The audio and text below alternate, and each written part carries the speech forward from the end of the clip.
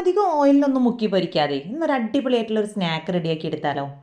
അപ്പോൾ ആദ്യം തന്നെ നമുക്ക് ഇതിലേക്ക് ഒരു മസാല റെഡിയാക്കി എടുക്കണം. അപ്പോൾ അതിനായിട്ട് പാനിലേക്ക് കുറച്ച് വെളിച്ചെണ്ണ ചേർത്ത് കൊടുത്തതിന് ശേഷം ഇഞ്ചി വെളുത്തുള്ളി പേസ്റ്റ് ചേർത്തൊന്ന് മൂപ്പിച്ചെടുത്തതിന് ശേഷം ഒരു 2 സവാള ചെറുതായിട്ട് അരിഞ്ഞെടുത്തതും ആവശ്യത്തിനുള്ള ഉപ്പും കൂടെ ചേർത്ത് നല്ല രീതിയിലൊന്ന് മിക്സ് ചെയ്തെടുത്തതിന് ശേഷം നമുക്കിതിനൊന്ന് അടച്ച് വെച്ച് വേവിച്ചിട്ടെടുക്കാം.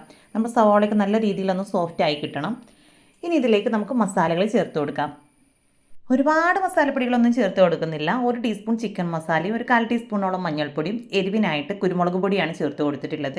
അപ്പോൾ എരിവ് എത്രത്തോളം വേണോ അതിനനുസരിച്ച് കുരുമുളക് പൊടി വേണമെന്നുണ്ടെങ്കിൽ പച്ചമുളകോ ചേർത്ത് കൊടുക്കുക കേട്ടോ.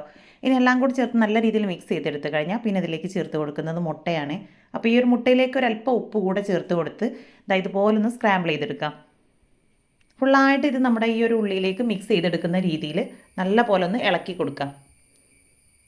ഇനി ഇതാ ഫുള്ളായിട്ട് മുട്ട മിക്സ് ആയി കഴിഞ്ഞിട്ടുണ്ടെങ്കിൽ പിന്നെ അതിലേക്ക് ചെറുതായിട്ട് അരിഞ്ഞെടുത്തിട്ടുള്ള മല്ലിയിലയും കറിവേപ്പിലയും കൂടി ചേർത്ത് മിക്സ് ചെയ്ത് കഴിഞ്ഞ് അതിൻ്റെ ഫ്ലെയിം ഓഫ് ചെയ്ത് കൊടുക്കുക കേട്ടോ.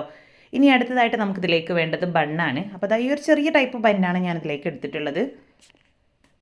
അപ്പോൾ അതാ നമ്മുടെ ബണ്ണിന് താഴെ ഭാഗം ഇതേ ഒരു രീതിയിലൊന്ന് സ്ക്വയർ ആയിട്ടൊന്ന് കട്ട് ചെയ്ത് കൊടുക്കുന്നുണ്ട്.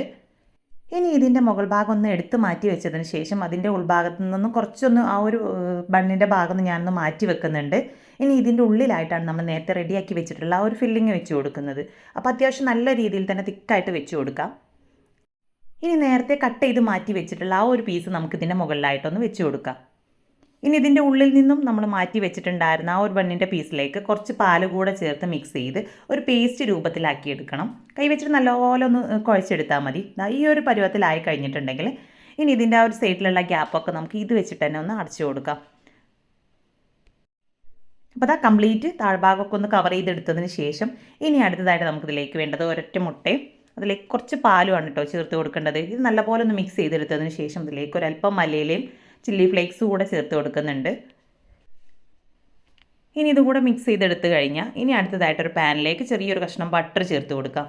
ഇനി നേരത്തെ നമ്മൾ റെഡിയാക്കി വെച്ചിട്ടുണ്ടായിരുന്ന ബണ്ണ് ഓരോന്നായിട്ട് നമ്മൾ ഈ ഒരു മുട്ട മിക്സിൽ മുക്കിയെടുത്തതിന് ശേഷം ഇതുപോലെ പാനിലേക്ക് വെച്ച് കൊടുക്കാം. അപ്പോൾ നമ്മുടെ ആ ഒരു ചില്ലി ഫ്ലേക്സും ഒരു മല്ലിയിലയുടെ പീസൊക്കെ ഞാൻ ഇതിൻ്റെ മുകളിലായിട്ട് കുറച്ചുകൂടെ ഒന്ന് ഇട്ട് കൊടുക്കുന്നുണ്ട് കേട്ടോ. കാണാനുള്ള ഒരു ഭംഗിക്ക് വേണ്ടി മാത്രം ചെയ്തെടുക്കുന്നതാണ്. ഇനി മുട്ട മാത്രം മിക്സ് ചെയ്തിട്ട് മുട്ടയും പാലും മാത്രം മിക്സ് ചെയ്തിട്ട് അതിൽ മുക്കിയെടുത്താലും മതി. ഇനി ഇതൊരു സൈഡൊന്ന് നല്ലപോലെ ഗോൾഡൻ കളർ ആയി കഴിഞ്ഞിട്ടുണ്ടെങ്കിൽ നമുക്ക് വീണ്ടും ഒന്ന് തിരിച്ചിട്ട് കൊടുക്കാം. അപ്പോൾ 2 സൈഡും അത്യാവശ്യം നല്ല രീതിയിൽ തന്നെ ഒരു ഗോൾഡൻ കളർ ആയി കഴിഞ്ഞ് ഇനി ഇതിനെ പാനിൽ നിന്നും മാറ്റി കൊടുക്കാം. അപ്പോൾ ഇത്രയേ ഉള്ളൂ കേട്ടോ. ജസ്റ്റ് ഒന്ന് ചൂടാറി കഴിഞ്ഞിട്ടുണ്ടെങ്കിൽ ഓരോ ബണ്ണും ഇതുപോലെ 2 പീസായിട്ട് കട്ട് ചെയ്തെടുക്കാം. ഇനി വേണമെന്നുണ്ടെങ്കിൽ ഇതിന് മുകളിലായിട്ട് കുറച്ച് ടൊമാറ്റോ സോസോ മയോണൈസോ ചേർത്ത് കൊടുക്കാം. അപ്പോൾ എങ്ങനെയാണ് സംഭവം ഈസി അല്ലേ?